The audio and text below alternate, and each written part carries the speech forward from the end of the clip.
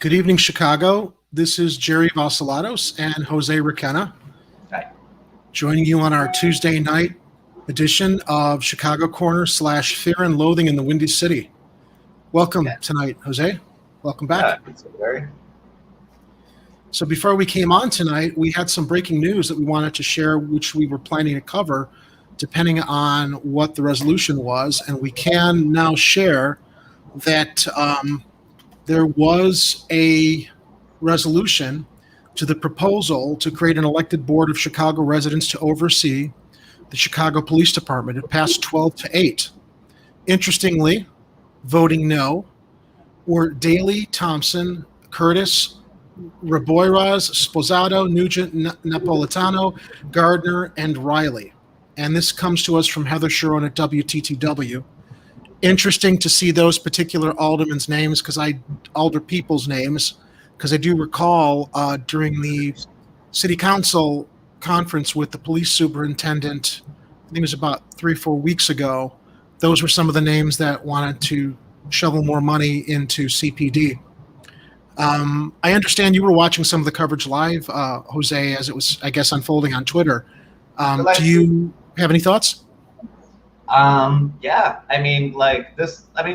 these no votes are check out their wards, check out how long those guys have been in office, and you'll see that socially conservative culture that on a national scale, you see the Republican Party's perching. It's always just gaslighting towards doing nothing, always gaslighting the entire civic apparatus to do absolutely nothing with all the money you crooks sit on. And this ordinance is very watered down. This is a win for Lori Lightfoot. This was a compromise. Yeah, it was a compromise for her. Everybody was demanding it, but still, it was a compromise. I mean, it's exactly the kind of win that she's been kind of needing right now, which is why I'm kind of it's weird, but it's not a terrible thing. So she needed this win because all these right-wing narratives, all these other narratives are going to come around, but she needs to show that she's a formidable city manager. And, the narrative has been that these public bodies taking power away from the mayor's office indicates her incompetence. Of course, this comes from the big money entrenched, donors that really like their one-person, control of the city. But, this was also Carlos Rosa's way of galvanizing a coalition of people that have been working towards this ordinance. And reaching a compromise with her. So this is a partnership between Carlos Rosa and Lori Lightfoot, and they both won on this compromise. I think this is a win for the narrative that organizers and activists and even researchers, civic researchers in Chicago have been saying, for some years. If you've noticed, Chicago police, there's been rough incidences, punching out a teenager's teeth. Surely, but besides that and some very, very tragic shootings that didn't get as sensationalized, we have to go all the way back to Laquan McDonald before we see CPD really, really, really under the microscope and really feeling the heat from all sides and directions. They've been playing a very quiet, meticulous game to win. This is also kind of a win for them. This is the other thing. Chicago police and their politics, this is not necessarily a win for the Trumpism within Chicago police, but it's a win for the organization as a whole, that this is a very weak oversight, in my opinion. The civic oversight board kind of nitpicks on the day-to-day of the police, and they can bug precincts, but the precincts don't really have to do something. What they can do that's powerful is have a vote of no confidence in the superintendent. So they don't hire or fire the superintendent, but they would be the body that would make the excuse of when it's time for the mayor to let go. And of course, this also sets up for a mayor to push back. So it's a huge compromise, but it's a very simple step in the right direction that reinforces a lot of the pain and trauma that's been going into even tilting the direction away from policing themselves. So we'll see how the vote goes down and who feels like, really, I'm guessing, Ray Lopez will have something interesting to say. Ed Burke's going to have something interesting to say. You might see some of the Socialist Caucus, speak out on how much more teeth this could actually have in the other direction. But this would be the most public oversight over a police, what you call board in the country, and especially of a city this size, it's not unsubstantial that I even want to, demur on, like, Lori, shit, she might be able to win on this, yeah. Well, the biggest question I think that's going to come, the biggest question that's going to come is, since she's got the ability to reject the commission. Well, let me read from the article really quickly. Block Club Chicago. The plan would empower the Civilian Commission to draft and mandate police department policy. The mayor would be able to reject the commission's policy-making decisions, to your point, but the city council could then override her veto. So I guess the bottom line is going to come with which city council members are going to be bold enough to cross her and override her veto, step forward as a coalition and override what she might veto as it comes down from the actual commission. Let me go to some detail from what the Block Club Chicago article mentions about the commission. So this comes before the compromise today. So we don't have the updated story yet, but this gives us the meat of what was going on. Negotiations were still underway as of Sunday evening. If the camps hammer out an agreement by Tuesday, an ordinance could clear the city council on Wednesday, dispensing with the authority issued before the council's August recess. On March 6, 2020, LETFA staff was preparing to roll out a major policy victory, culminating from months of negotiations over how to design a civilian board that could oversee policy and leadership of the Chicago Police Department. The mayor's communication team was exchanging kudos for a round of positive press, suggesting a deal was at hand, which we did end up seeing today. The Sun-Times quoted Grassroots Alliance for Police Accountability coordinator Desmond Yancey saying he was very excited to have struck an agreement with the city on a plan that would transform public safety and policing across Chicago. Let me scroll down here. You added final late last week and never said what it means, Gross wrote. This was from Adam Gross, an attorney and lead negotiator with GAPA. That's changing something huge for GAP based on one word, the 11th hour without explanation. So I guess, okay, here's the new compromise. The City Council on Public Safety is scheduled to reconvene at 5 p.m. Tuesday, which is what just happened, to vote on the compromise ordinance, which Alderman Roderick Sawyer said he and Alderman Harry Osterman would spend the weekend negotiating with Lightfoot's office. Sawyer told Alderman during the Friday Public Safety Committee meeting that he and Osterman met with a representative from the mayor's office, who earlier in the week shared the draft of a potential compromise ordinance that's about 80 to 85% complete. We're working tirelessly at getting this done. I guess they did. I'm trying to get to what the points are, scrolling down this article, to what the compromises were. Okay, the 27-page draft circulated among aldermen and obtained by the Daily Line on Friday would empower the Civilian Commission to draft and mandate police department policy. The mayor would be able to reject the commission's policy-making decisions, but the city council could then override or veto by a 2/3 vote. Finance Committee Chair and Lightfoot ally Alderman Scott Waguespack endorsed that model on Thursday, telling the Daily Line that empowering the mayor with a check by the council reflects the same thing that can happen now on the other ordinances. I guess, to everything you said, Jose, which I agree with, it's going to be a wait and see approach here. It's all going to come down to what the city council does in overriding what the mayor chooses to veto, because this still puts the power in her hands. Absolutely.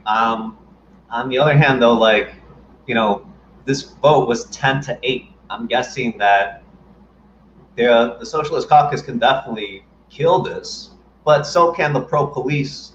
And I think it becomes a game of chicken of what is the message that we want to send to our local community orgs.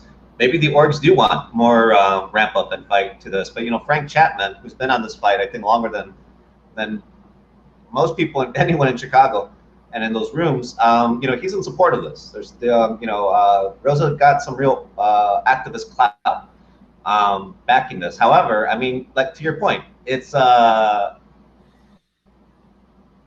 putting it back in the mayoral's hands. And to my earlier point, this is such a huge win to Lori Lightfoot.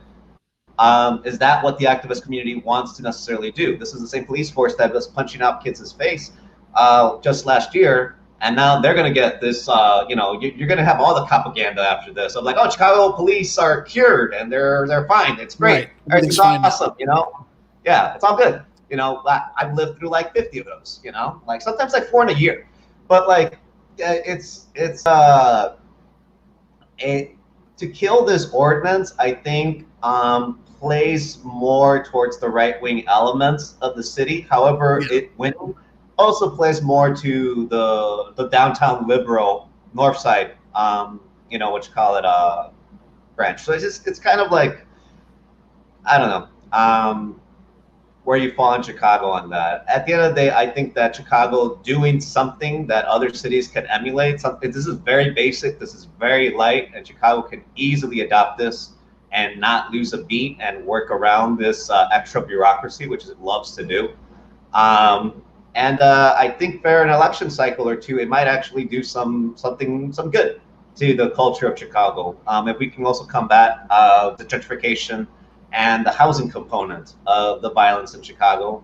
And that's my only concern with something as weak as this.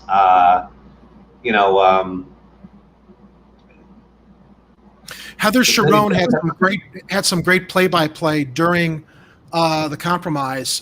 She says in her Twitter feed, first, as far as I can remember, the mayor takes to Twitter to whip the votes. And what Lightfoot put out on Twitter 2 hours ago, the City Council Public Safety Committee is meeting. I strongly urge the committee members to support the negotiated compromise.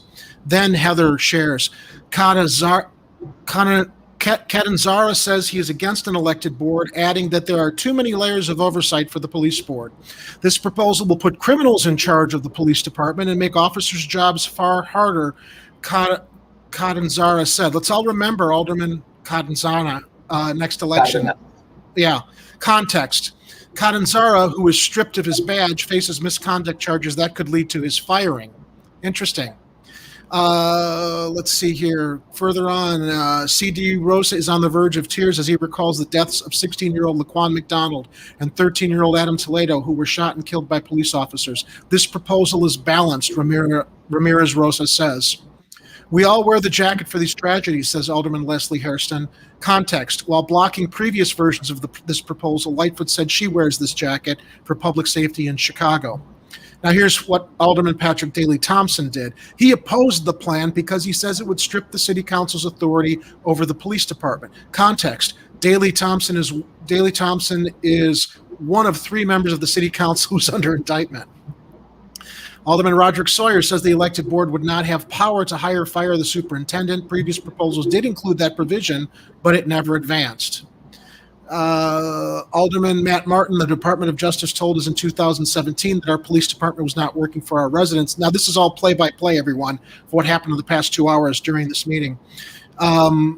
The Department of Justice told us in 2017 that our police department was not working for our residents and we must act. He says he will be proud to vote to create one of the strongest civilian oversight bodies in the country. That was Alderman Matt Martin. Alderman Anthony Napolitano, a former police officer turned firefighter, suggests that members of the elected board might have animosity towards police. I don't understand why they might not. Right. That's the whole point of the Civilian Oversight Board. Although they should, look at the facts instead of, directing with animosity. There's plenty of oversight of police. Okay, so Napolitano thinks there's plenty of oversight of police, and any more will only discourage good people from applying for the police department. I spoke off the record with a police officer last week, and it was refreshing to hear a CPD officer's insight from the perspective of someone who's struggling for change within the department and doesn't have any problems with any of these initiatives to put more oversight over the police department. I mean, I can't say I was shocked because we do know that there are some good cops out there, but I could hear the frustration in this officer's voice as we spent some time on the phone talking about the current state of affairs in the city. So, as I've said in previous broadcasts, guys, there are good cops out there, but the pressure is on them with the culture of corruption in our police department, as we saw with all the resistance today in city council, to prevent their voices from being heard or putting in proper reforms so that we don't see the kind of abuse that we're used to in our news cycle all the time. Yeah, I mean, these are city workers that live and raise their kids in the city. it's not great. A culture of silence. It's a culture of complicity. But no, like, it's not. It's not, and that's the challenge that that's the challenge they face. Yeah, and I mean, now, they know Chair Alderman for transparency. I mean, like, but so Chair Alderman Chris Taliaferro, a former police sergeant, says this proposal will create a better department. He slams Fraternal Order Police President Catanzara for causing division. We have to come together. Then the roll call vote happened, and the proposal to create the elected board passed 12-8. So, be interesting to see how that story continues to develop as it's implemented. So let me move on to our next story. We were going to talk about. Can I say one real quick thing? Absolutely. Yeah. Please continue. Lori Lightfoot's floor guy, her lead guy, Gilbert Villegas, stepped down from the Latino to support the Latino council better against some of Lori's efforts, and she picked up Cárdenas. He spoke out against this, like her own guy. So I mean, that's how precarious even weak reform is. And I mean, that I could have told you that like Cárdenas was always going to be a weak spot in her operation, but that's how unable to work with anybody she was with city council. This is getting through because I think Carlos Rosa needs this win for whatever reason. But I mean, it's also getting through a hard narrative that a lot of Chicagoans have been fighting for. So I mean, I don't know. I'm expecting a lot of drama during the actual vote. I'm wondering who's going to get on the stuff and what they're going to say mostly. But if it doesn't pass, it will probably be because of what you call it, the people that want to keep the police process very opaque and consistently corrupt. And we'll be back to square one. Yeah. So, Lollapalooza is coming back. Should Lollapalooza go on as cases climb again? Yes, the mayor says, but fans should get vaccinated. The festival routinely attracts 100,000 people per day, and Chicago's outbreak is worsening. But officials said Lolla should go on. This comes from Block Club Chicago, Kelly Bauer. Lollapalooza is still on, even as Chicago is seeing its coronavirus numbers climb, and city officials defended the festival Tuesday.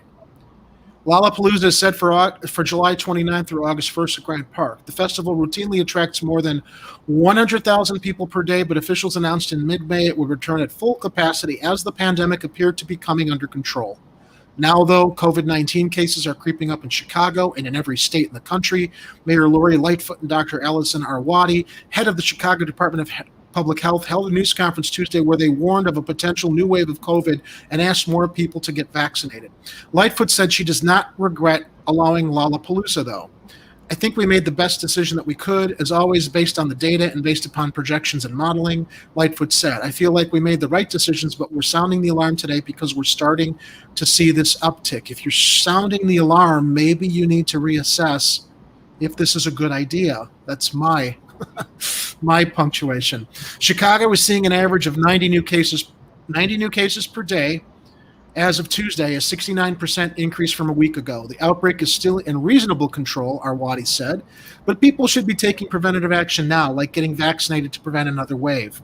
Lollapalooza organizers not immediately respond to a request for comment. Here's a question I have. Look, the Delta variant is as serious as a heart attack. I mean, the numbers are suggesting we, might need to go into lockdowns again. But I wonder if, I don't know, man, if this is the severity of the Delta variant is being used to encourage more people to get vaccinated, in which case I don't think it's a bad thing, since we've got so many anti-vaxxers and people who are not getting vaccinated to protect the people around them as well as themselves.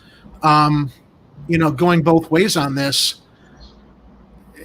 I also wonder if Trump were still our president, if the mayor would have the same attitude of like keeping this going, or if they would have just kept things shut down, because so much of this has been politicized by our public officials as it's a health crisis. Lollapalooza is a political project of making Chicago into San Francisco, which is the other thing, that we clean up our police and we have the most progressive police in the nation. Then the gentrification and turning Chicago to San Francisco is going to be even faster and more unapologetic from the liberal elite of Chicago. Lollapalooza is going forward because they're the guys that make money off of it. All the people that bought up property, you know, like and are living downtown, you know, like, you know, Ron Emanuel and the culture, like, you know, making Chicago a bit more Hollywood friendly, a bit more of an entertainment center, more tourism. Lollapalooza has to go forward just for the sake of the business activity. Like otherwise, downtown really would be being put to no revenue use in the city. And I mean, that's both political and just like brass tacks, like revenue that the city is not going to give up. They've been counting on, you know, all year long, a baseline. And I do think it's dangerous to do this. I'm like, I would not be attending Lollapalooza where like high schoolers and undergrads are just like rolling on drugs within the safety of the city police and paramedics, you know, getting drunk and being stupid and then walking in aimlessly all over the city afterwards. That's you know, that's a nightmare, you know, before COVID. With this Delta variant, you know, like I can believe Lollapalooza, as expensive and as rough as they can be. I mean, once they take your money, they're happy to just be like, hey, you can't be in here anymore. You don't have a COVID, you don't have a vaccine card, you don't have this. Hey, talk to those 50 people about a refund. You get real carny rules, you know, once the money's forked over. But like, they want the money. I don't know how safe this is going to be. I'm looking at what's happening in Japan and the Olympics right now to kind of get an idea of what it might look like in Chicago after Lolla. But yeah, I don't have a great feeling about this. And we've talked about COVID a little bit more, about the lab leak stuff, and about like just we're gonna have another wave for sure. Are we going to have another lockdown? I don't know. And if we don't, is it just because of politics? And that'd be awful and stupid. So, yeah. Well, when you consider over $100,000 people a day in attendance, how are you going to make sure the people who are, I mean, that's a lot of people to screen before they attend the event. And Lollapalooza organizers not immediately respond to a request for comment. But the festival says they have taken safety precautions. And from the festival, people who go this year must be vaccinated or show proof of a negative COVID-19 test taken within 72 hours of attendance. With 100,000 people a day, I'm trying to wrap my mind around how they're actually going to screen all those people and see if they had the COVID test within 72 hours of attendance or show their vaccination cards. Notably, a Dutch music festival now linked to 1,000 coronavirus cases had even stricter requirements, proof of vaccination or a negative test within 40 hours of festival attendance. Arwadi said officials are looking forward to Lollapalooza and expect the great majority of attendees to be vaccinated. You can expect that, but how can you prove it? People who aren't, and younger people generally are not getting the vaccination from what I'm reading. People who aren't fully vaccinated, pardon me? They're the ones spreading the Delta virus. Yes, yeah. People who aren't fully vaccinated will need to wear a mask on top of providing a negative COVID-19 test. Good luck with that.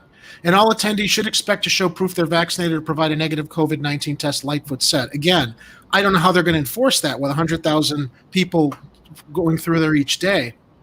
Still, the festival is infamous for people breaking its rules and sneaking in or even jumping over fences to get in. I remember seeing that a few years ago. Arwadi said the city health department experts will watch Lolla as they would any other gathering, but she's more worried about the many, many people around the city who may not yet have gotten vaccinated. And Lightfoot said, yes, she'd still make the decision to hold Lollapalooza again if asked now. I feel like this is a little mini disaster waiting to happen as far as the spread of this variant. But what do I know? I'm not a healthcare professional, as Mayor Lightfoot seems to be relying on as she makes her decisions to allow this to go forward. I mean, look, I understand everybody's anxious to get out and the city is reopened. I've always said in the past, I'm more on the side of caution and wearing masks. I'm not offended by wearing a mask. I'm not offended by taking precautions. I've always felt if there's a necessity to go out and do things, you know, you have to shop, there are important things you have to attend, that's acceptable. It's the indulgences that are going to kill us. And this just seems to kind of be on the side of an indulgence as far as This is the approving it. culture. This is perpetuating a culture of COVID is over. We could be dealing with this for like 10 years, like 5 years, like however long. Next 2-3 years don't look great, guys. Like, you know, this culture of like COVID's past us, that comes from the government normalizing stuff like this, you know?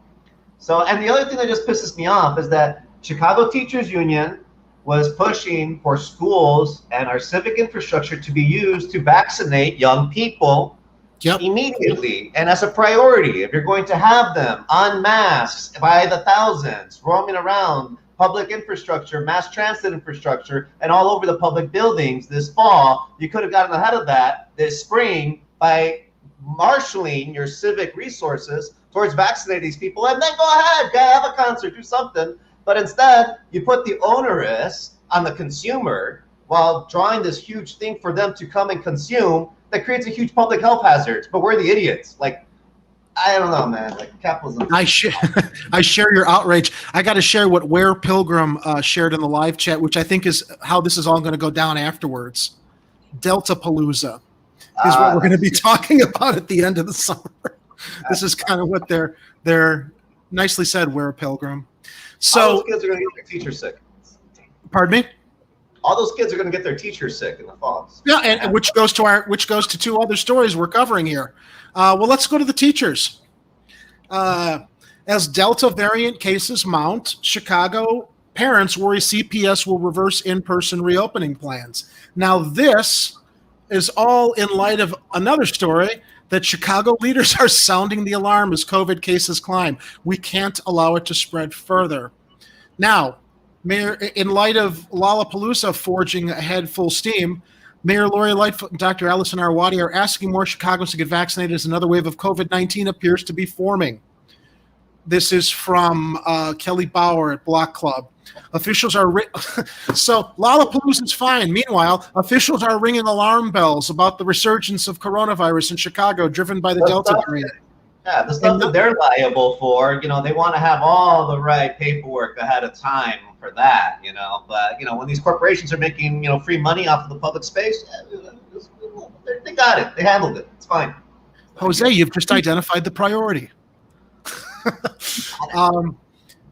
Resurgence of coronavirus in Chicago driven by the Delta variant and not enough people being vaccinated. Chicago is seeing an average of 90 cases reported per day, a jump from a low of 34 cases per day. We mentioned that in the other article.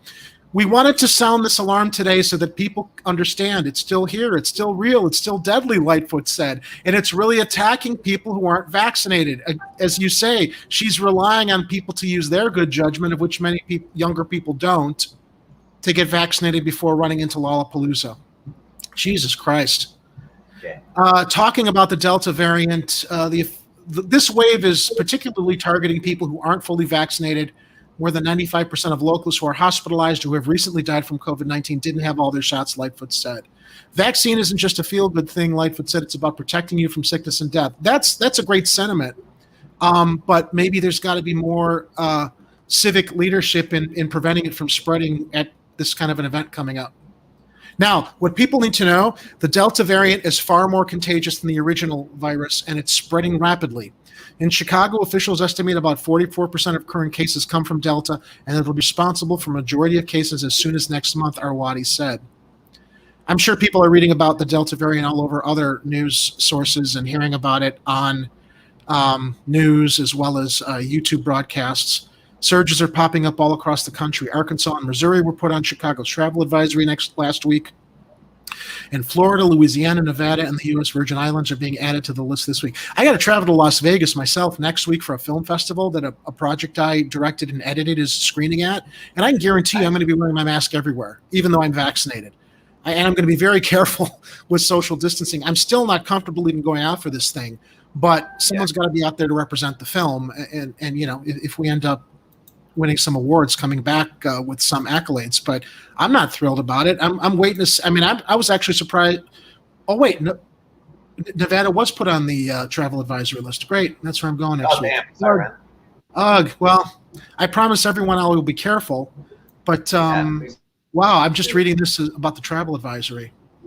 Unvaccinated people coming from those places to Chicago are asked to get a negative COVID-19 test or quarantine. And our Wadi said Chicagoans who aren't fully vaccinated shouldn't go to those places. All right, so that's what the public officials are telling us. And then we've got our parents worried that CPS will reverse the in-person reopening plans, getting kids back into school. Yeah. Interim CEO Jose Torres announced in June he's set on a full-time in-person fall reopening, and the state has said districts should offer remote learning only in limited exceptions. This is from Maya Spato, Chalk Beach, Chicago. More than 60 adults sat around a rectangle of folding tables at Bronzeville's Dr. Martin Luther King Community Service Center. A box of rain ponchos sat by the door ready to shield the members of the city's COVID-19 Community Response Corps during a day of educating fellow residents about the vaccine. They fear Chicago will again pull the rug out from under students, though. Some parent members of the civilian COVID-19 response corps fanning out across Chicago worry that vaccine reluctance, a spike in cases related to the highly contagious Delta variant, and ongoing animosity between Chicago public school officials and union leadership could sabotage efforts to reopen full time. I'm hearing all kinds of like back and forth. There's no consistency in which kids should wear masks, if they should wear masks. Mm-hmm. What have you heard with, I mean, I don't have that data up right now, but I recall listening to talking to my sister about schools reopening. And the fact that, go ahead. The Delta variant targets unvaccinated young people specifically. People. Okay. So we have no vaccines for anyone underneath 12 years old. 0 vaccines for anyone underneath 12 years old. CPS teachers service children as young as 4 and preschool, all the way up to 18, 19 years old. So over half of the student body of Chicago is just incapable scientifically to be vaccinated. And you want to throw them into public spaces where a new variant targeting unvaccinated young people is just starting to break out. I don't know, it seems fucking stupid to me. But I mean, that's one person's opinion. You know, parents want their kids to be normalized into the school process again, and I sympathize. It's why that strike vote was so complicated this past month. It would be nice if like some core organizers were told pieces of crap about it, but like it's going to be a huge mess in the fall because CPS like almost like needs to keep marketing itself as the expert in consistency when, as I pointed out, they have been falling behind on using the civic infrastructure to actually address COVID whatsoever and keep using it, you know, for the hypocritical and very, very cynical reasoning of like, we want to get their parents back to work. We want to keep normalizing the everyday business activity in our commercial real estate sectors. And I feel like the wise thing to do, you know, when everybody's saving some face, is to work with CTU on these vaccination plans at the school level, and give parents that are concerned about sending their kids an out. Stop making it mandatory, because then you're cold. Because this is a narrative war happening here. I'm sorry, Mais Photo. I'm not trying to, you know, Chalk Beach, Chicago does great work. But I mean, like the parents that are speaking up now, they also know that most parents in CPS tend to be reactionary. You might not see parents whose kids are most at risk really reacting until the risk is present, and it's only because they're trying to make rent, and you know, and the eviction moratorium's coming up. Nobody's hiring for good wages out there. Banks are buying up real estate by the blocks, you know, and if they don't know, and then if CPS is saying, hey, for sure, we got this. We figured it out. Your kid's going to be in the classroom the whole school year. It's going to be fine. All this. And then by the winter, you know, they're like, hey, we have to spend the spring, you know, under lockdown. It was unavoidable. Missouri, Arkansas messed us up. Like, no, stop it. You know, you're putting these parents, these families at risk, you know, for a problem that it's your job to see ahead of time. It's these people's job downtown to preemptively see these problems their processes are causing, and save as many people from harm as possible, you know? So like, you know, Lori might get reelected, but I mean, like Chicago is still just a death trap for the working class here. And if if the parents that want the school year, to be in person, to be consistently normalized, I hope they're also pushing for like these in-school vaccination processes that all these students need for allowing retooling of classrooms to allow social distancing, and to be to understand that some parents are just going to want to do some kind of remote learning option, and that you're going to have to work with that, integrate that at least for one more school year, in my opinion. Unfortunately, Jose, a lot of parents aren't. A lot of parents are resistant to. I mean, I've talked with some.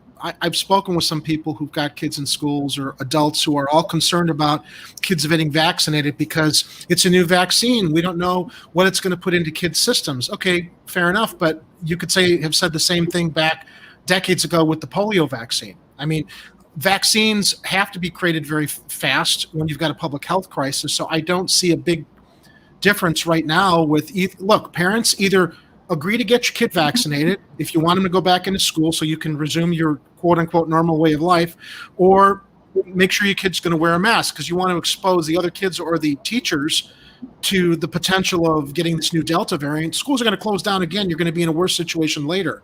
This concept of freedom, liberty, no masks, no vaccinations is what's contributing to this thing going further, along with, as we've talked about ad nauseum, the government not keeping things shut down long enough and paying people to stay home and paying businesses so that they don't lose their businesses so that we could sit this thing out and properly take care of it. It's not like the money's not there. On the federal level, it's just not a priority. They just don't want to spend the money on the average working class, middle class person. I think that E. Heller nailed it. Every local politician is like the mayor of Amity Island in Jaws. Never mind the shark, keep that beach open. That's exactly what we're doing with Lollapalooza and everything else here. It's exactly the same mindset, and that's exactly why we're going to see the same kind of outcome as we saw. I hope we don't, but with this virus, as what happened in that movie. It's pretty alarming. I came across a broadcast on YouTube, Crystal and Sagar, who were talking about what were talking about a little while back regarding the lab leak theory, and I want to share their segment. I don't know that I'm going to run the full 10 minutes, but I do want to go into it because it does address some of the stuff we discussed about the lab leak theory that is more and more presenting itself as being a stronger potential explanation for what's happened than this theory of the virus emerging as something from the nature. Lab leak and how the consensus has moved incredibly dramatically. It's another CNN tear sheet. Let's throw this up there on the screen. So apparently, according to CNN, so take it with a grain of salt. Senior Biden officials are finding the COVID lab leak theory is just as credible as the natural origins explanation. And of course, why is this notable? Well, because for so long, we were told that you had to be crazy, racist, xenophobic, etc., to even posit that it was possible that the lab leak theory could be true, or say, hey, maybe we should look into that. Maybe this is a path that it's worth exploration. And the reality is, we still don't know whether it's natural origin or lab leak. We might have had a better chance of actually finding that out if there had been an aggressive push from the media from the jump, looking just at the facts and the science and what we knew and what we didn't know, and pushing the Chinese government for more information and all of that from the beginning. But we are where we are. But it's just remarkable turnabout that now even the Biden administration is saying it's kind of a 50-50 chance either way. Part of the report here says current intelligence reinforces the belief that the virus most likely originated naturally from animal-human contact and was not deliberately engineered. But that does not preclude the possibility the virus was the result of an accidental leak from the Wuhan Institute of Virology, where coronavirus wasn't being conducted on bats, although many scientists familiar with the research say such a leak is unlikely. So they're still putting a lot of caveats in there. But basically, the bottom line is now they really feel like it's 50-50. It could go either way. Yeah, they do. It's not like they were placating people. They were like converted. What's that, Jose? I mean, was that statement saying it's 50-50? It said most likely came from natural, factors, but that does not preclude the possibility. So it's like, it's a possibility. No. Yeah, the jury's still out, but one of the things that Crystal gets to at the end of the broadcast is why there's so much push and resistance against this theory is because it means that we'd have to own the fact that our own researchers involuntarily or accidentally released this virus into the world. And to dismiss where it came from is just potentially allowing for more of these kind of disasters to happen if you don't realize that the viruses that these scientists create for the purpose of creating antidotes can suddenly get out of hand and actually create the chaos that they're trying to preemptively prevent with the vaccinations. Also in here, which is that on Thursday, which the Director General of the WHO, Tedros, I can't say his last name, we all remember him from the early months when he was spouting China's lies, he now says it was, quote, premature to dismiss the possibility of the lab leak. So even the guy bought by China says that it was premature. That's where things stand. But don't worry, our fearless Dr. Fauci is still out there defending the natural origin theory. Let's take a listen to what he said, I think just yesterday. CNN has learned that some senior Biden officials think that the lab leak theory, which has been talked about for a while now, is at least as credible as the natural origins explanation. Has your thinking on this changed at all? Does that align with your thinking on this? I keep an open mind and say that we should consider all possibilities until we definitively prove one. But I, together with many highly qualified vaccinologists, including, and virologists, including a recent paper by 21 internationally renowned virologists and evolutionary biologists from all over the world, indicate that although we keep an open mind, that it is possible that it could be, as they say, a lab leak, that the most likely explanation is a natural evolution from an animal reservoir to a human.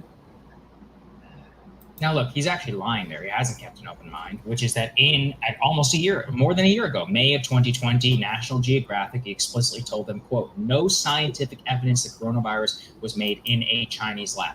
Absolutely unequivocal terms. Fauci emails, many of you already know the story. He was aware in January that the virus was, quote, not consistent with evolutionary theory.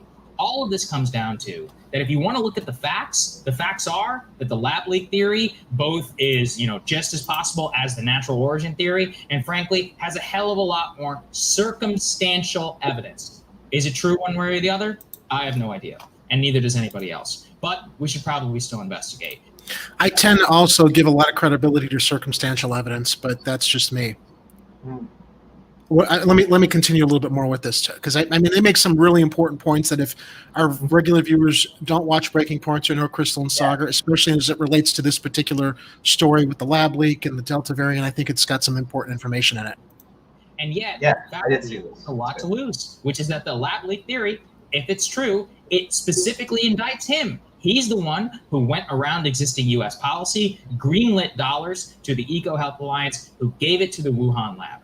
And the more we learn about this lab, from Sky News Australia and more, about how they had monkeys in the lab, even though they lied about not having monkeys in the lab. They were apparently begging for help in terms of developing safety procedures. They had admitted on the record that they had no experience in BSL-4 laboratories, which is the highest level of security. This is a total mess that we were 100% complicit in funding. And the person who greenlit that funding is Dr. Fauci. And so I think the worst fear, though, is coming true, Crystal. It's July. It's been months now that the lab leak theory was even considered fine to discuss out in the open. Joe Biden gave the administration 90 days. I think it's a delay tactic. Even if they do conclude it's going to be one way or the other, and they're not going to do anything about it, which is that, look, the WHO, they can't do anything. They're bought and paid for by the Chinese. Only the United States, given the fact that we literally fund this lab, will have to pretty much put some measures, sanctions, whatever, I don't know, on China in order to try and force some sort of cooperation. Will that actually happen? Probably not. But the White House is cowering, and I think in fear, and not actually doing anything real by leaking this stuff anonymously and by not doing any real enforcement against the Chinese government or even Dr. Fauci. I mean, if Fauci greenlit those funds and covered it up, he should be fired. It's obvious to anybody who's involved. To me, the big thing is, are we going to continue to push forward with function research and funding this in large dollar amounts and not asking any questions about whether this is really safe or not, or whether this is going to be, we're like funding the next pandemic. We always say on this, whether it's the military industrial complex, whether it's, cable news, like, whoever you're listening to, you have to consider what their interests are involved. And even if they're not like nefarious actors trying to lie directly to you, people are very easily influenced and very easily swayed by whatever their personal or career or monetary interests happen to be. We have a situation with this research and with this pandemic that if the COVID lab leak theory turns out to be true, it means that the scientific community themselves created this pandemic. There are a lot of people who do not want that to be true. Yes. And even if they aren't like directly, like with knowledge, intentionally lying to you, they have a mental incentive to try to find the evidence that supports the idea that this wasn't our fault. We didn't help fund this research. We didn't push this research. This wasn't part of the purview of what we were doing. So it's just really, really important, whether you're a journalist or a consumer of journalism, trying to understand and sort fact from fiction, you have to keep in the... Yeah. No, so like, when she says the scientific community, does she mean like Neil deGrasse Tyson? Like, does she mean like Bill Nye the Science Guy? Does she mean I think she's talking about the science community like Anthony Fauci works on pandemics. Like, it's a very specific group of people that have something to lose. I don't think it's the entirety of science consensus of the global community. I don't think she's saying it's the entirety. I don't think she's saying it's the entirety, but those like Fauci who are out there trying to deflect from it certainly have a lot to lose. I mean, is he deflecting? He's now kind of like just acquiescing to it. Which is I don't get the impression he's acquiescing. I get the impression he's still pushing the narrative that he's open-minded to it, but he's not really embracing of the facts that are coming out that Sagar and Crystal just presented there that came out of, I think, Sky News. Can I Please, yes. So China is saying that this virus originated from Fort Derrick in Maryland, United States. And this is a lab that the U.S. has developed biological weapons until they banned the practice in 1970s, I believe, 1973. And they even invited Russia and Chinese scientists in the 90s to inspect Fort Derrick. The Chinese government has never permitted any Western expert or scientist or international team to visit any of its allegedly defensive biological weapons facilities. So, still keeping, like, maybe this came out of the Wuhan lab, like, I don't know if it did. I don't know. I don't think that this conversation is productive. I think it's a trap. If Sky fucking News really wants to push this, sorry, like, I don't think they're the only ones pushing it, though, Jose. I don't think anybody's pushing it. I think people are looking at all the information and not just looking at the fact that this had a natural origin. Because for the past year, people who have said it might have come out of a lab have been marginalized. And given how our government screws up with so many things, the circumstantial evidence that's being presented, at least in my mind, until we get a definitive answer, speaks to me that it's certainly a stronger possibility than people are willing to entertain for all the reasons that Crystal just presented. I don't disagree with that. I don't know if I disagree for those reasons. I think maybe the U.S. doesn't want to be, if the U.S. has absolutely no control over the World Health Organization, which I doubt very much. But if it's actually bought and paid for by China, who doesn't buy and pay for countries the way the U.S. does, but somehow they've done that with the World Health Organization better than the U.S. has been doing across the world right now. Fine, I'll accept that. This theory that it came from a lab and it's still tied to U.S. dollars creates a biological Cold War. You basically create a federal policy where, because of national security, anybody developing any kind of medicine, any kind of biological response to any kind of weapon now gets carte blanche federal dollars, and they get to run our policy and push our politics, and that's why we're never going to have Medicare for all or single payer, because those are all the pharmaceutical companies and all the for-profit people that administer this kind of stuff.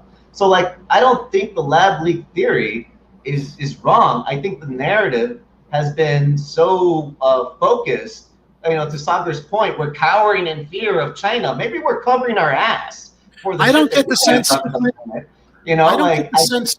I don't get the sense though that Sagar's saying that this is supposed to promote fear against China. I mean, China's kind of like a third party in what happened here with the U.S. and other countries funding this research. But the result would be China basically creating a global cabal of people working on this biological, endeavors without as much trust on the U.S.'s side, and the U.S. using that as an excuse to pull their region and do the same thing. And I'm kind of selfishly thinking about Latin America's efforts for single payer, because they're actually moving ahead with that while the U.S. is still stuck, killing their public option. I just feel like the lab leak theory empowers the pharmaceutical companies, and the people that you say got it wrong are just going to get more money and power to do it right. Just like police oversight is getting us more police funding and bureaucracy, like on the low, like that's the compromise. That's where we're moving in. It's not that I don't think the lab leak theory, go nuts. I don't like engaging with it as much, because to me, the important thing is, how do we respond to COVID and make it go away? That takes a global cooperative effort, and the lab leak theory could be used to unify, public, unison in one direction, but it's always not. So like, that's why I get freaked out about it. I'm sorry about that. I'll stop. I'll just No, you can be as freaked out as you want. And just because, look, I think we both are perceiving it from different places. I don't look at this new information as being something that's vilifying China. I see it as vilifying the community that funded this research and didn't make sure the right protocols were in place and provide the right safety measures to these labs, any lab that could and there were monkeys in the lab that they said that got, it's like that TV show 12 Monkeys, or the Planet of the Apes movie, monkeys that are being experimented on with. I mean, literally, like, fiction has become fact. They were covering up the fact that they had primates in that laboratory that they were testing, and they did have primates, and there was some speculation originally that perhaps some of those monkeys got out of the lab, and now we're seeing this information that they didn't get out of the lab. They were definitely there. I don't know. I mean, we're going to find out. I mean, the longer that it goes, we're going to find out more information, the more attention is put on this story. In the meantime, we've got Deltapalooza to look forward to as the result of everything that's happening with this national investigation, or the global investigation into its origins. All right, so let's kind of bring the show. We're at 54 minutes, kind of to a close. I want to say that this is a kind of feel-good story. I mean, if it's successful, again, this is a program that I have no idea how they're going to properly integrate, given people's rights regarding ownership of weapons, but I will report on it. We could talk about it. Mayor Lightfoot is proposing a $1 million fund to reward people who turn in illegal guns being created. Chicagoans who know where illegal guns are being kept will be able to tell police to get a financial reward as the city tries to prevent gun violence. This comes from Kelly Bauer. My first question is, if somebody rats somebody out regarding illegal guns, which they should, what is the process going to be for the cops getting a warrant to go to that home where those guns are reported to actually have reason to enter and find those illegal guns? I mean, it's a nice idea to get illegal guns off the streets, but the flip side of this is that for all the money you're paying to reward people to turn in people for their illegal guns, that money can then be used to go out and buy more guns. Let me read from the article. The city will start rewarding people who reveal where illegal guns are, and is even setting up a $1 million fund for the effort, Mayor Lori Lightfoot announced Thursday. The effort is part of the city's efforts to bring down the city's gun violence, which has soared since the start of the pandemic and shown few signs of slowing down. Lightfoot said Chicago is calling on its residents to overcome your fears, to turn in bad guns, or tell people where to find them. We need everyone's help to make sure we are doing everything we can to address this horrible plague of illegal firearms, Lightfoot said. At another point, she added, I think we've got to incentivize people to think about what's happening with guns. I think there are a lot of people who know things that are happening in the neighborhoods but are too fearful to come forward. Okay, that's a fair point. Lightfoot made the surprise announcement at an unrelated news conference Thursday morning. She didn't immediately say how people could report tips about illegal guns to get rewarded, though she said details will come out soon and the program will be run through the police department's tip line. That's where the red flags go up for me. It's a nice sentiment in being a feel-good story, getting the bad guns off the street, but the policy or the way in which it's going to be implemented is what freaks me out. Are we going to have people sending tips to the police department on people who don't have illegal guns to cause searches of homes that people are just going to try to get people into trouble? I have no idea how the hell this thing's going to be implemented as far as like the overall intention to take illegal guns off the streets. So police still do this really sad show, especially along the border, of like, you know, showing a picture of their crew and the haul of drugs that they got. I really like The Wire when, you know, that was the big thing, you know, like we want to put drugs on the table, make sure the bust is good, have you know, show the public, you know, how much you've taken off the street, even though it's a drop compared to what's in the city. But I'm guessing whoever does get money from this will probably be someone that gives the police of Chicago a show like that. And they can bust a house that has like AR-15s, real, like military-grade weapons that they sell to, you know, people that want them here in Chicago. I mean, we've had shoot-ups on the west side with high-powered weapons, and you know, they don't always get acquired. An assault rifle, AR-15, was dumped in the dumpster of the school that I work at. You know, when someone was trying to run from the cops, they were just walking the neighborhood at night. It was like 1 a.m, probably thinking safety transport. And they got spotted. I mean, like, those guns are out there. Anybody that probably gives the police something that gives them good PR might probably see that money. But to your point, you know, are we going to see those kinds of games between rivaling cliques and things? Exactly. Probably. Exactly. It's going to be the rival gangs ratting out the other rival gangs and for street superiority. I mean, on its face, I wouldn't even know where to begin. It's kind of like Deltapalooza.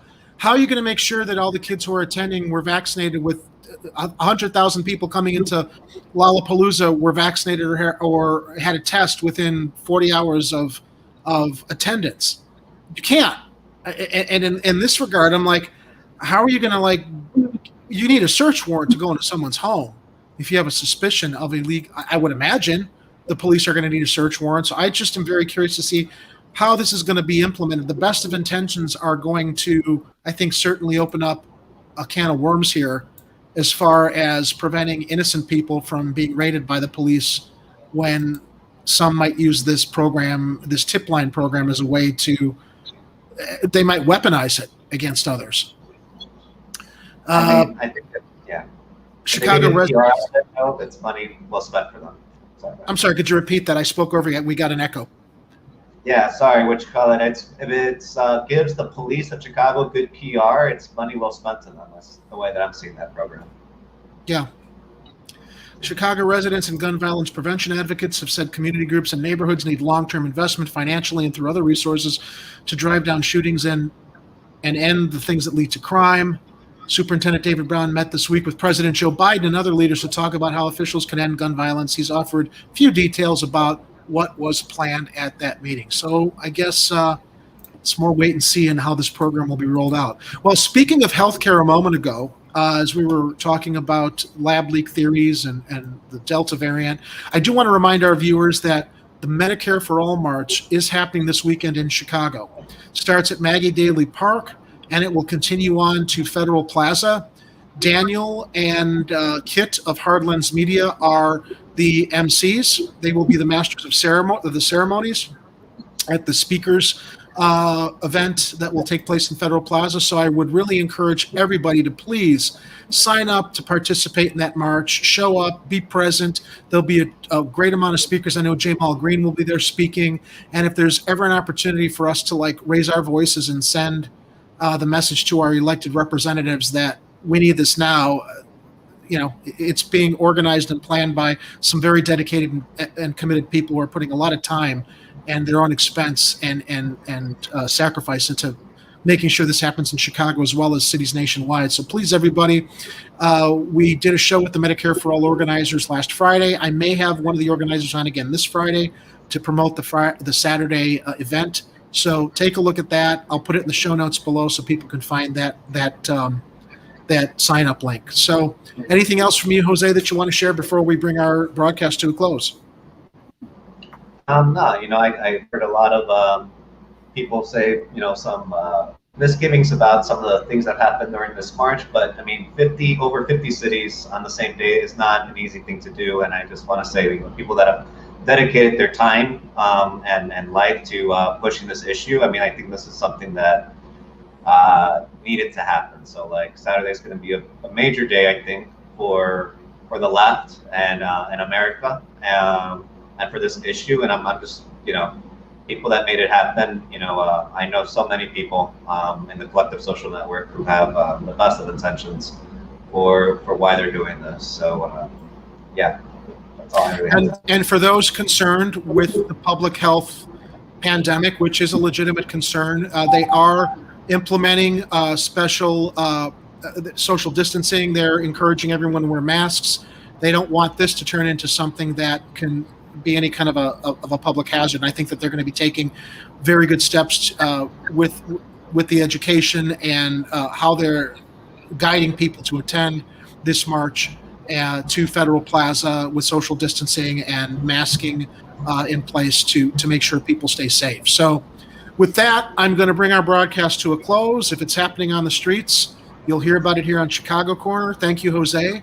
And thank you to our viewing audience tonight. Please stay safe, Chicago, wherever you are. There you go.